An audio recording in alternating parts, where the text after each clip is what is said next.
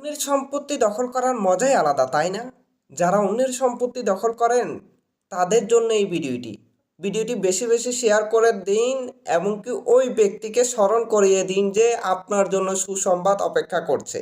যারা অন্যের সম্পত্তির প্রতি একটু লোভ লালসা বেশি, আপনি কি জানেন আপনার পাড়া প্রতিবেশী কি খবর রেখেছেন?